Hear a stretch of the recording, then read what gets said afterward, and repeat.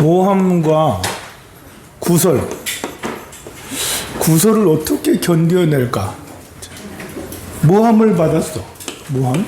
오해를 받았을 수도 있고 모함을 받았어요. 의도적이든 의도치 않든 우리가 살면서 오해받는 일은 종종 있죠. 저는 특히 많고 평범한 사람들은 좀 적고 뭘 맡으면 또 많아요. 회장을 맡는다든지 정치를 한다든지 또 공적 임무를 맡으면 모함과 구설 이런 게 진짜 많아요. 그러면 이제 없이 이걸 안 하고 공적 임무를 맡지 않고 그런 평민으로 살면 이런 게 없냐? 있죠. 이것도 평민으로 살아도 있어요. 이게 이제 친구들끼리 있지만 이게 친족들끼리 이게 오해나 구설 참 그래요. 형제가 많은 건 좋긴 한데 또 안 좋은 것도 있어요. 또 이렇게 또 유산을 또 유산이 있으면 또 더 그렇고 이제 이게 좀 그렇습니다. 예민해져요. 누구는 부모에게 잘하고 누구는 잘 안 하고 그러기 때문에 오해나 잘해도 잘한다고 해도 오해를 하고 안 해도 오해를 하고 어떻게 해야 될까? 가만히 있어야 될까요? 가만히 있어도 오해는 받기 마련이야. 잘해도 오해받고 잘못해도 오해를 받고 가만히 있어도 오해를 받고 심지어 이제 모함도 받죠. 내 동생이 내 형이 모두 다 착한 사람은 아니니까 인격이 저질 인격이 있어요. 저질 친구들도 있고요. 우리가 이제 여러 생을 거듭하면서 태어날 때마다 형제들이나 친구가 늘 뭐 좋은 사람일 수는 없어요. 항상 우리가 사람으로 태어났다면 사람이 사는 사회는 이제 우리가 이제 누구든 만날 수 있다라는 거예요. 누구든 만날 수 있다. 여기서 누구든 이라는 게 참 스프레드가 굉장히 다양해요. 10단계, 1단계부터 10단계.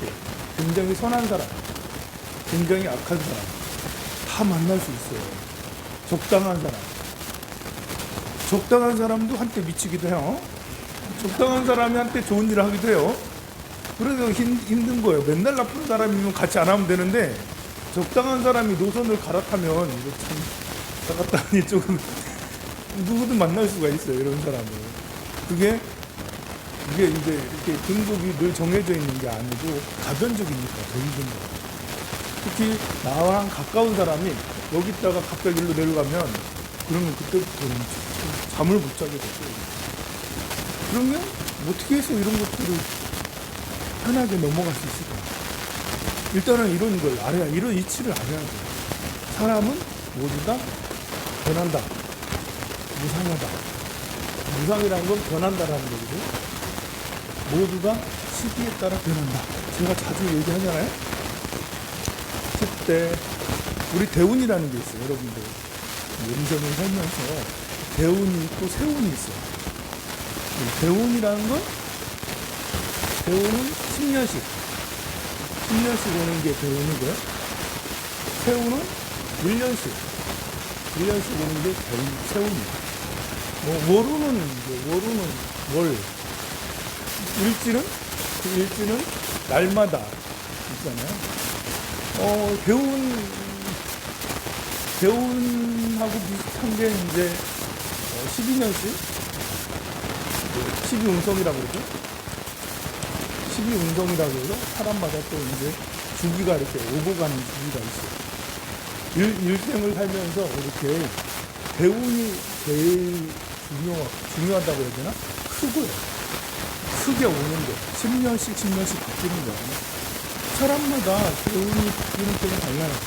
저는 9살마다 바뀌어요. 19살, 29살, 39살. 어떻게 하냐고요? 만세력 뽑 나와요. 만세력이라고 이게 있어요. 만세를 봅니다. 어떤 사람은 5세 때도 달라요. 15세, 25세, 35세. 달라요. 어떤 사람은 51세 때, 11세, 21세 이렇게 다른데요. 스님을 예를 들면, 저는 어렸을 때 재운이에요.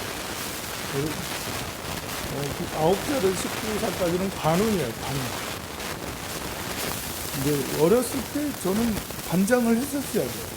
관운에는 관을 맡아야 되는 거잖아요. 근데 그걸 안 해가지고 삐했다니까요.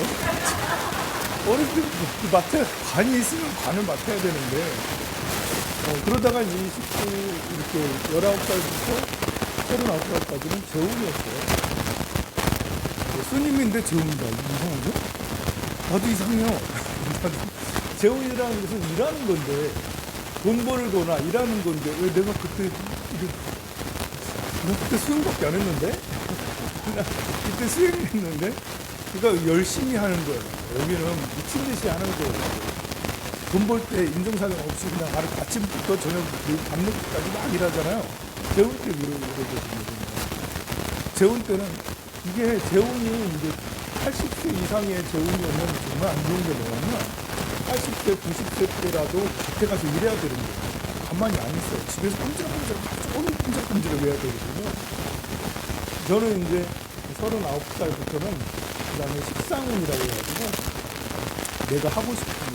식상운이 되면 누구나 다 사람이 자기 할 말 하면서 제가 할 말 하면서 하잖아요. 남 말 안 들어요. 그리고 윗사람을 못 모셔요. 왜냐면 윗사람이 똑똑하면 몰라도 윗사람이 좀 삐리하면 그러면 계속 건의하게 되고 그거 아닌데요? 아유 아버님 그게 아닙니다. 선생님 그게 아닙니다. 스님 은사 스님 그게 큰 스님 그거 아니라니까요? 그러다가 쫓겨나든지 아니면 본인이 나가든지 이러는 게 39부터 59세 제가 이제 59세까지 이러고 있어요. 10년이기도 하고 20년이기도 해요. 그러다가 이제 그 다음에 저는 이제 59세부터는 기변운이라고 해요. 기거분이라고 해가지고 사람들하고 어울리는 때예요. 사람들하고 급 친해지게 돼요. 여러분들하고 저는 지금 안 친하잖아요? 뭔가 거리감이 있어요. 친한 듯한 느낌은 있지만 거리감은 있어요. 거리감은 있어요. 스님과 이제 신도 이런 거라서 그런 것도 있지만 이제 이상하게 뭔가 거리감이 있는 것은 제가 식상운이라서 내 스타일들 하기 때문에 그렇고 이때 비견이 되면 이제 59세, 60세 때부터는 제가 사람을 가리질 않아요. 이래라 저래라 하지 않고 그럼 네 맞습니다. 그럴게요. 어디 가자면 또 가요. 또 스님 저 범어사 구경하고 싶은데요. 그럴까? 가자. 스님 저 불국사 구경하고 싶은데요. 그럴까? 가자. 우리 오후에 가자. 스님 저 이렇게 회 먹고 싶은데 그럼 좀 먹으러 가자. 고기 사주세요. 스님 고기 먹으러 가자. 그러면서 이제 사람들하고 늘 어울려 다니는 게 저는 59세 때부터 계속 어울려 다니는 때가 돼요. 그래서 보면 이때 어울려 다니는 때는 성격이 어떻게 되냐면 좋고 나쁜 걸 따지지 않아요. 이게 요쯤에서는 사람이 날카로워. 가까이 까탈스러워. 뭘 하자 하면 늘 토를 달아. 그런 사람 있잖아요. 여러분들 친구 중에 늘 토 다는 사람은 이 사람이에요. 그런데 토 안 달고 옆에서 하자 하면 가만히 있다가 그래 박수 쳐주고 그래 같이 가지고 이러거든요. 그럼 저는 지금은 까탈스럽지만 이때 되면 성격이 바뀌어요. 술에 술 탄 듯 물에 물 탄 듯 스님 저 도둑질 합시다 같이 그런가? 하면서 도둑질 같이 이게 좋고 나쁜 거를 가리질 못해. 그냥 친구가 하자면 하는 때가 돼요. 이게 이런 것처럼 사람마다 만약에 이제 제가 출가를 안 했다면 이 재혼 때는 돈에 눈이 뒤집혀가지고 하루 종일 돈 벌어놨을 거야. 투잡, 수리잡을 뛰면서 열심히 돈밖에 몰랐을 거야.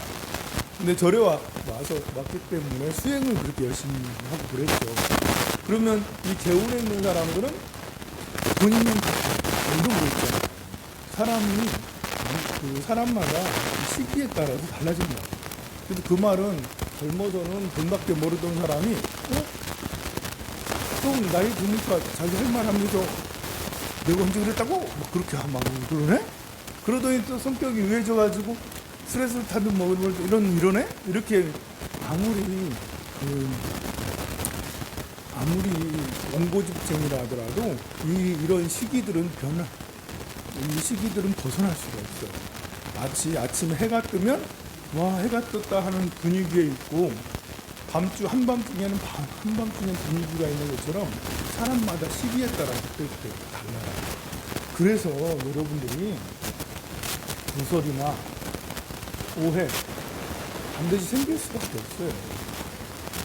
이거 생길 수밖에 없는 것은 사람이 모두 다 변하니까, 다 변해가니까, 심지어 나도 변해.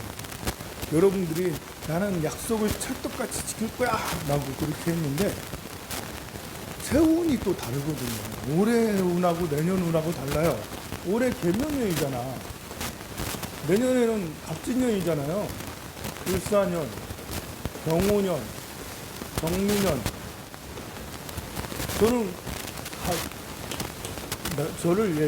예를 들어서 임년, 개묘년은 내 방식으로 뭘 바둥바둥 열심히 일하는 거예요. 내 방식으로 일하고.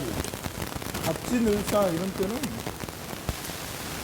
그냥 떠밀려서 뭔가를 일하고, 떠밀려 일하고. 여기는 내가 하고 싶은 거 아니면 안 해. 근데 여기서는 일이 떠밀려서 일하는 때가 돼요. 저는 내년하고 후년이 얼마나 많은 일이 벌어질지 나는 궁금해. 이제 내년하고 후년 눈꽃을 조금씩 바꿀 거예요. 나도 모르게 떠밀려서. 그리고 병호정민년은 유명해지는 때예요. 제가 성탈일이 생기고 밖에 나가서 뭐 회장님 하세요, 뭐 하세요, 뭐 자꾸 그런 일이 생길 때가 병호정민년이에요. 방송 탈 수도 있어요, 그럴 때. 감옥 갈 수도 있습니다. 관원이라서 관제가 돼서 이렇게 법원에 가가지고 소송하고 이럴 수도 있는 거예요. 근데 우리가 이렇게 뭘 잘못하면 벌금 낼 수도 있습니다. 이게 참 이렇게 하니까 선생님 저 언제 잘 돼요? 라고 하는데, 관원이면 3탄 때 났잖아요. 승진 왜요? 승진 회장이네요. 그런데 잘못하면 벌금 낸다니까요. 운전 잘못해가지고 안 걸려. 다른 때는 이런 때는 잘 안 걸리거든요. 운전해도 막 100km 넘어가도 나 지나고 나서 그 다음에 경찰들이 와가지고 재고 있어. 뭐 이런 거거든요. 근데 이런 때는 내 지나가기 1분 전에 경찰이 와서 기다리겠다. 시기에 따라 정말 달라요. 그래서 내가 잘하면 보상을 받아서 승진하고 회장님도 되고 존경도 받고 그러는데 잘못하면 감옥 갑니다. 결국대로 바뀔 거예요. 그 다음에 무신년? 김유년 그때는 정말 생각이 많은 사람들하고 같이 공부를 하고 책을 제가 또 내드리면서 생각을 많이 하는 그런 때가 되기도 해요. 그런 것처럼 변해. 나도 한결같지가 않아요. 여러분들은 내가 한결같다고 하지만 옆에 사람이 볼 때는 조금씩 변해가면서 나도 변해가요. 남도 변해가요. 남이라는 건 다수죠. 다수예요. 또 변해가는 나만에서 복잡한데 이 수많은 사람들이 같이 변해가는 그 속에서 우리는 사람이 있어요.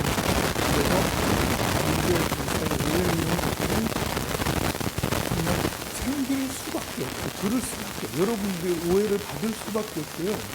여러분들이 모함을 받을 수밖에 없고 여러분들이 구설을 당할 수밖에 없어요. 특히 이제 내가 무슨 일을 맡으면 평민이라 하더라도 관계가 있기 때문에 그래서 불안하고 넘어가야 되겠죠. 부처님은 어떻게 그런 오해를 넘어가셨을까? 부처님 오해를 어떻게 하셨는지 붉은 옷을 입은 찐짜입니다. 비구 비구니 우바 세우바의 불교 공동체가 288페이지에요. 확립되고 나자가에 이어 메살리사의 차례대로 종사들이 건립되자 비구와 비구니들의 숫자가 급속도로 늘어나게 되는 거죠. 그러자 신도들도 늘어나게 됩니다. 출가자도 늘어나고 신도들도 늘어나요.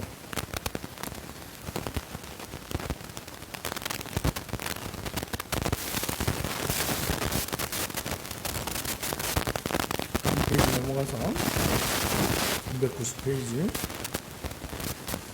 그러자 이제 다른 외도들, 중간쯤에 외도들은 더 이상 참지 못했다. 다른 종교인들은 우리 신도들이 다 부처님한테, 석가모니 부처님한테 가네? 어떤 방법으로든 부처님과 제자들의 명예를 실추시켜야지 신도를 어떻게 하면 신도를 떨어뜨리지? 그렇게 의논하고 있었어요. 그러자 젊고 아름다운 바람을 쏘는 찐짜가 그 외도들의 사원을 찾았는데, 평상시에 예쁘니까 종교인들이 예쁜 찐짜가 오면 다 관심을 갖고 칭찬을 하고 예쁘다 하고 뭐 이렇게 잘 환대를 해줬는데, 인간은 장로들이 전부 다 안 불러앉아가지고 심각하게 회의를 하고 있는데, 뭐 좀 아닌 것 같아서 왜 그러세요 스님들? 이렇게 하니까 유의요, 당신에게 잘못이 있어 이러는 것이 아니오. 우리는 돛담화 때문에 지금 골치가 추격지기네요. 그러자 이제 291페이지, 돛담화 때문에 사왔던 사람들이 우리에겐 관심이 없다. 그대가 정우리를 돕고 싶다면 저 돛담화의 명성을 한번 떨어뜨려 보시오. 그러자 요녀, 진짜 요녀는 그런 것이 얼마든지 할 수 있다고 자신만만합니다. 걱정하지 마세요. 그리고는 그날 이후부터 진짜가 기원정사에 자주 갔습니다.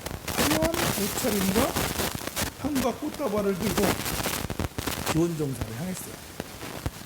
아니, 남들은 절에서 다 나오는 시간에 오후 늦게 자기는 올라가는 거예요. 그리고는 새벽에 몰래 이제 다시 저녁에 그때 갔다가 새벽에 재빨리 올라갔다가 새벽에 또 다시 내려오는 거예요. 저녁 늦게 올라갔다가 남이 볼 때는 새벽에 아침에 내려오니까 뭐지? 의문이 들만하잖아요. 예를 들면 예쁜 미니스커트 아가씨가 저녁만 되면 스님한테 옥상에 자꾸 올라오는 거야. 제 방 앞을 얼쩡을 한다고 사람들이 다 보는데 걷는 거예요. 그러다가 이제 새벽까지 남들이 새벽기도 오는데 그때 또 나가는 거야. 그럼 어떻게 되는 거지? 난감합니다. 이제 난감해요.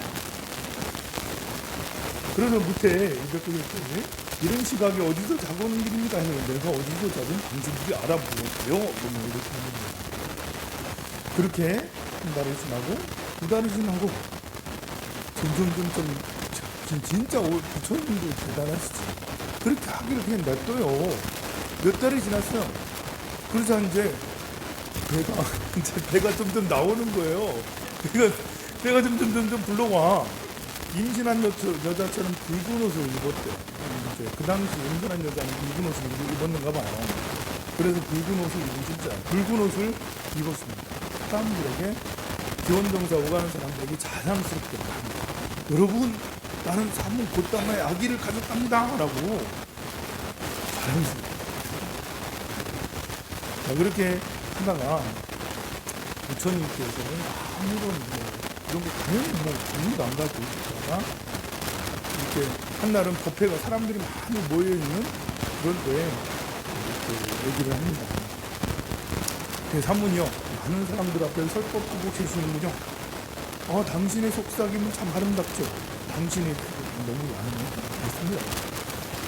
이렇게 해서 그렇게 해서 배가 점점 차오르고 그랬어요. 그러다가 어느 날은 법회에 나를 이대로 인정 안 해주고 그대로 가만두는 것을 용서할 수 없다, 참을 수 없다라면서 법회에서 이제 무슨 질이 나가죠? 하여간 난동질을 해요.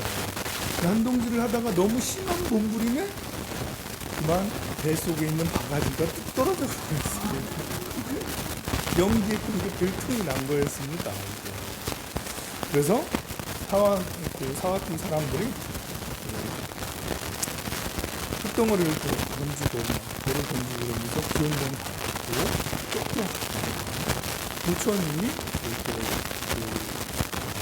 부처님은 대체로 이런 관계 구설을 무견히 대처했어요. 그냥 뒀어요. 지금 같으면 고발하지. 지금 같아도 부처님은 고발하지 않을 거예요. 요새 사람들은 고발을 하지만 무견히 거의 대부분의 어떤 문제들은 7일만 지나면 사라질 것이다. 근데 이건 몇 달 동안 진행된 것 같아요. 그런데 몇 달 동안 진행돼도 부처님 한마디 하시지 않으셨고, 또 사람들도 의외로 거의 동요를 안 했던 것 같아요.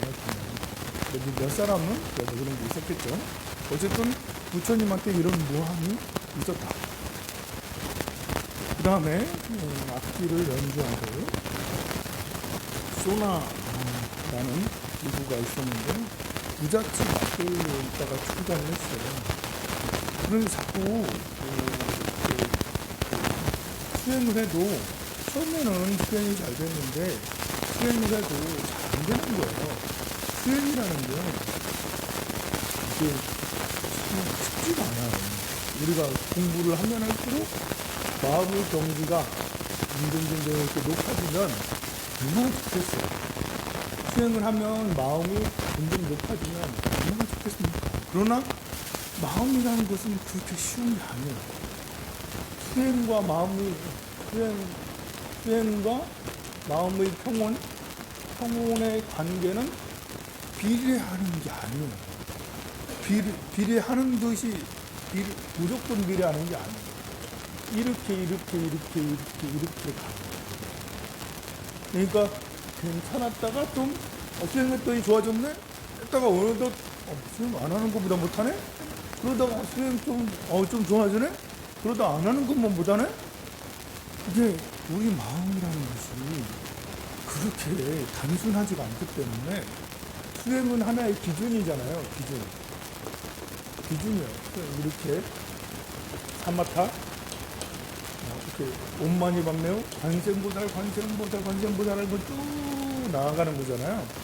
근데 마음은 그렇지가 않아. 마음은 기뻤다가 슬펐다가 기뻤다가 슬펐다를 반복하고, 또 우리네 삶의 문제라는 게 돈 생겼다가 돈 없다가 돈 생겼다가 돈 없다가 누가 압박했다가 누가 칭찬했다가 압박했다가 칭찬했다가 그러잖아요. 그리고 이제 아팠다가 건강했다가 아팠다가 그러잖아요. 그래서 너무 변수가 많아서 세상 살아가는 데 많이 힘에 부치는 거예요. 사실 힘든 거예요. 그런데 이제 이런 기준을 쭉 수행해 마음이 평정할 수 있도록 쭉 수행해 나가는 거잖아요. 마음이 너무 올라가면 또 다시 내릴 수 있고, 많이 내려갔으면 다시 올리려고 하고, 올라갔으면 내리고, 내려갔으면 올리려고, 이렇게 하면서 관세음보살 쭉 나가야 되는데, 요 힘이 강해야지 끌고 올라가는 거예요. 요 힘이 강해야지 이렇게 해가지고 끌고 갈 수가 있어요. 이게 수행의 힘이죠. 수행의 힘이 강해야지 마음을 이렇게 가면서 끌고 올라가는 거죠. 이 에너지가, 수행의 에너지가 세야 되는 거예요. 근데 수행의 에너지보다 삶의 부침이 더 커.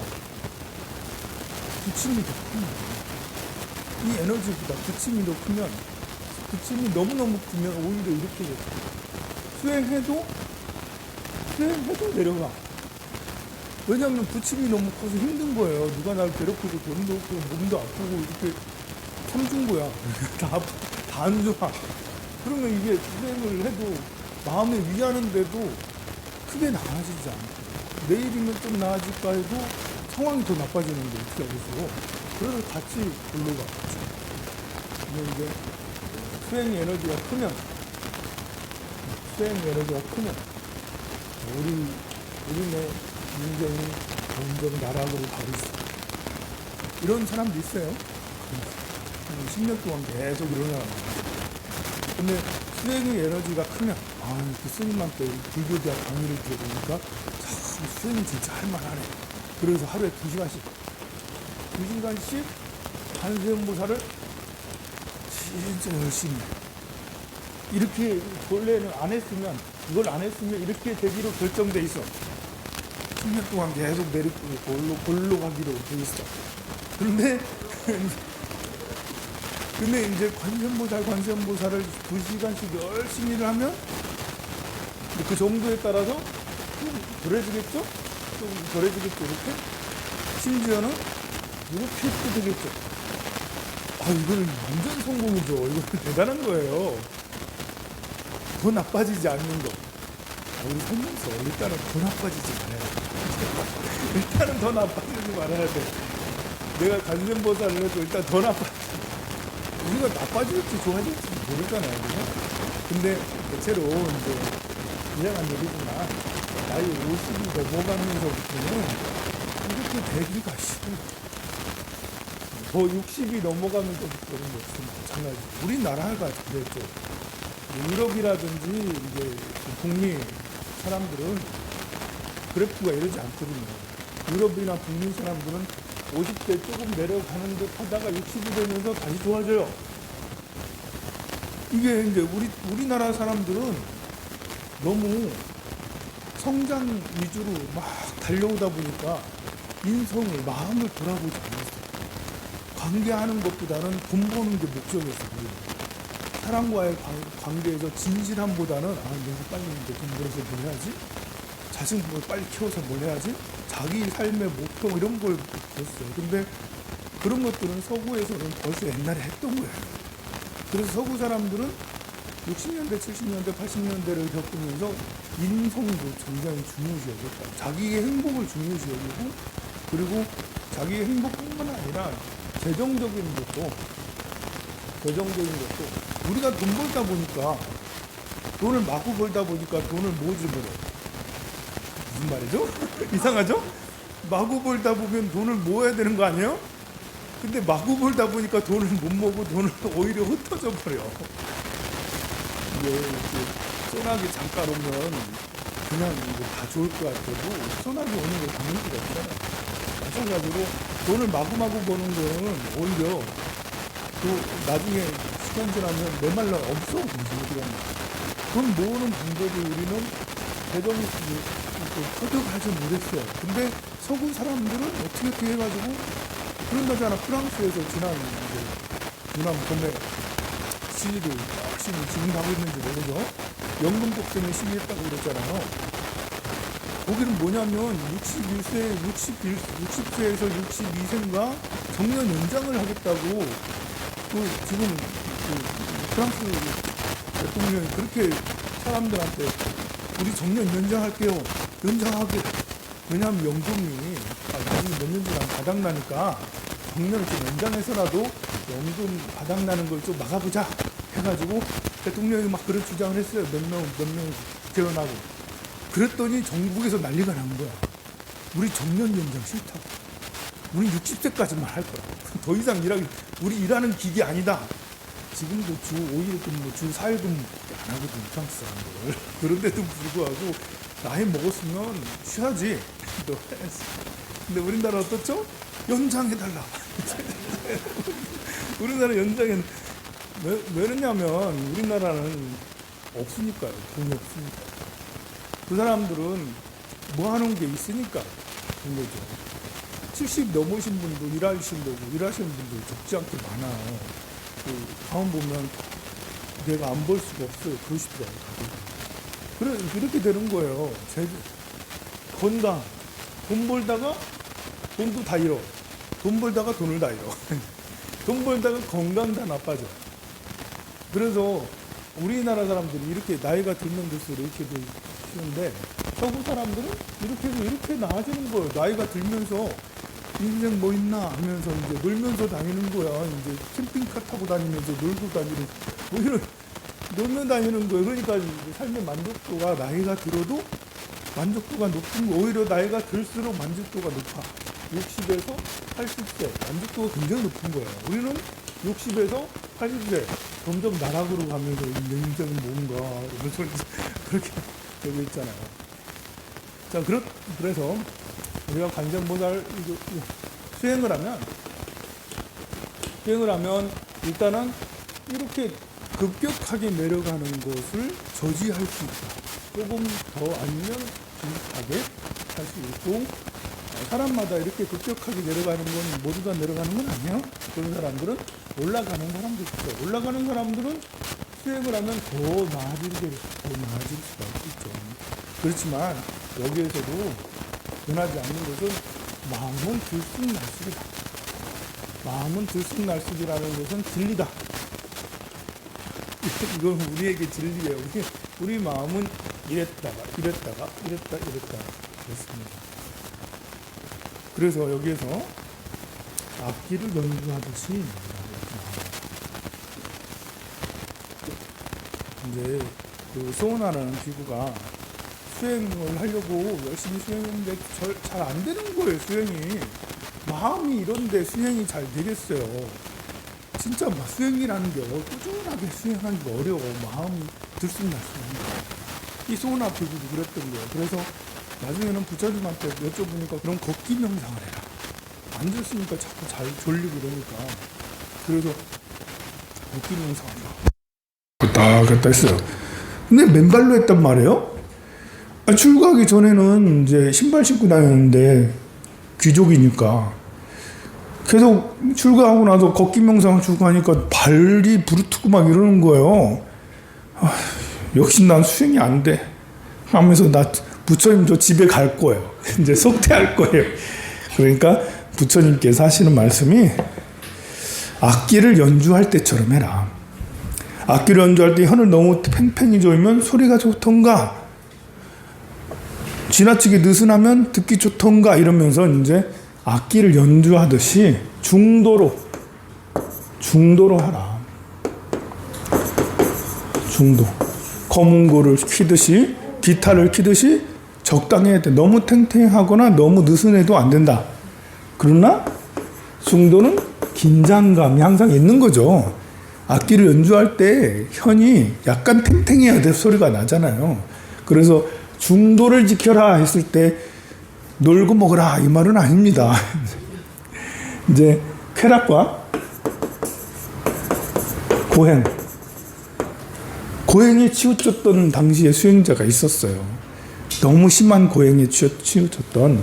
그리고 이 세상 별거 없다, 죽으면 끝이다 라면서 그냥 즐기는 게 답이다 라고 이렇게 주장하던 그런 사상가도 있었어요. 그 둘 다를 격파하면서 쾌락도 아니고 고행도 아니요, 중도입니다.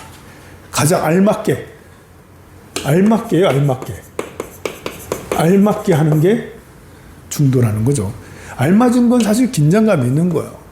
양보가 있는 거죠. 부부지간에 중도를 지켜라. 그러면 당신이 포기해 이 말 아니잖아요. 둘 다 서로가 포기를 해야 되는 거잖아요. 부모 자식지간에도 중도를 지켜라면 부모만 주장하고 자식은 포기 이건 아니잖아요. 부모랑 자식도 모두 다 양보를 해서 서로 자존심을 내려놓고 그래야 되는데 이거 맞추기가 쉽진 않죠. 다음에 과거 생의 부모님. 근데 어느 날 이제 296페이지입니다. 부처님께서 이제 그 숭수마라기라는 지역에서 안거를 하실 때예요. 바루를 들고 이렇게 탁발을 하고 있었는데요. 칠순의 노 부부가 부처님을 보자마자 아들아 하고 달려온 거예요.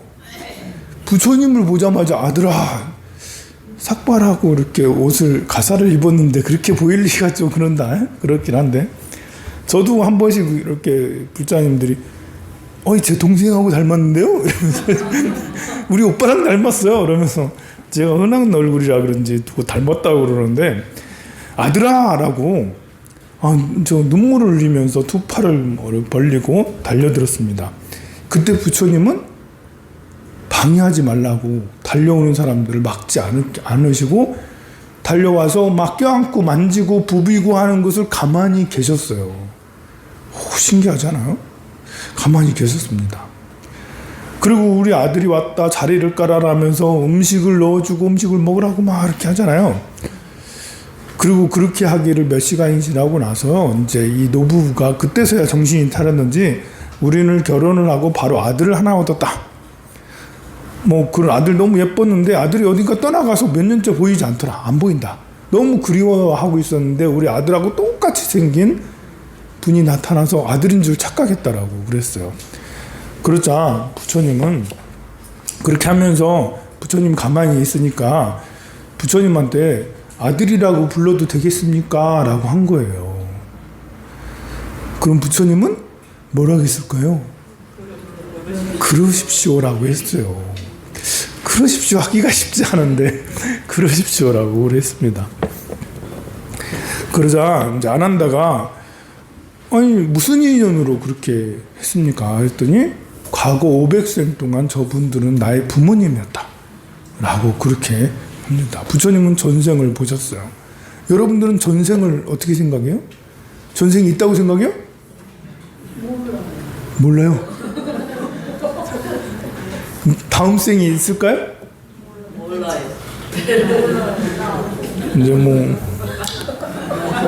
이제 전생, 현생 이런 걸 생각을 해보면 이제 우리가 지금 살아가는 현생을 놓고 보면 이제 많은 의문들이 있죠. 근데 전생이 있었다라고 가정을 하면 모든 의문들이 다 풀려요.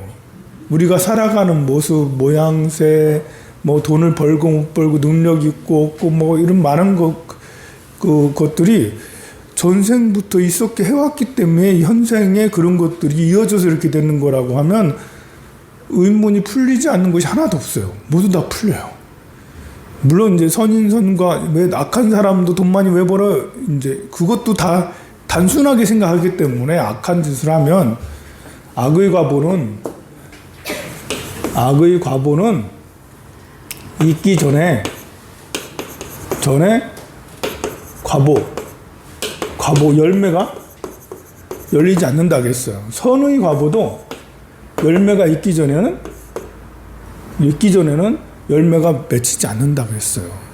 무슨 말이냐면 내가 악을 지었어도 이게 종자로 우리에게 종자로 돼요. 종자로 씨앗이 돼. 악을 지었어. 내가 때렸어. 바로 반응되는 사람도 있지만 아니, 내가 대통령인데 여러분들은 비서실장이야. 밑에 사람이야.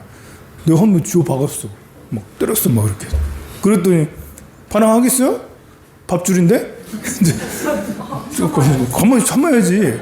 그럼 종자로 남아있어. 내가 폭력을 행사했는데 우리끼리야 내가 팍 차면 왜 그래 씨 하면서 이렇게 여러분들 하는데 이게 이제 밥줄 관계는 그렇지 않잖아요. 종자로 남아가지고 이것이 언젠가는 종자가 피어나서 익어지는데 조건이 생겨요. 조건이. 그럼 나중에 이제 그 열매가 열리는 것은 조건이 만들어졌을 때 열매가 열리죠. 그래서 악을 행했다 해도 지금 잘 나갈 수도 있는 거예요. 선을 행했다 해서 모두 다 좋아지냐? 지금은 선을 행해도 안 좋을 수가 있는 거예요. 그건 알 수가 없어요. 이것이 조건이 어떻게 형성될지는 잘 모르니까. 그것도 전생이 있었기 때문에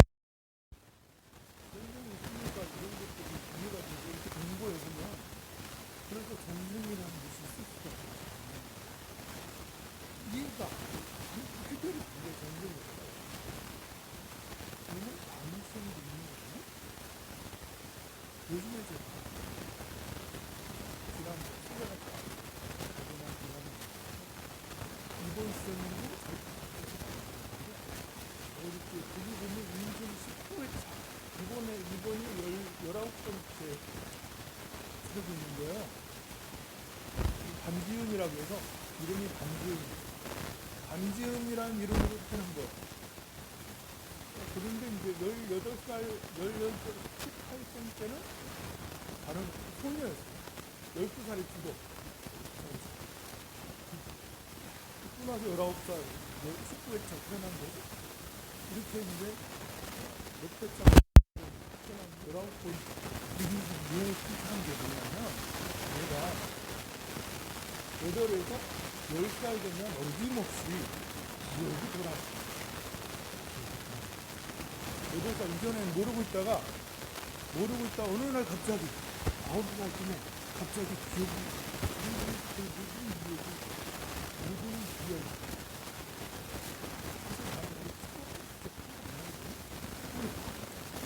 얘는 특이하게 재밌게 그래서 10세기 1000년 전에 내가 모였다라는 아들이 모였다 이런 것까지 이렇게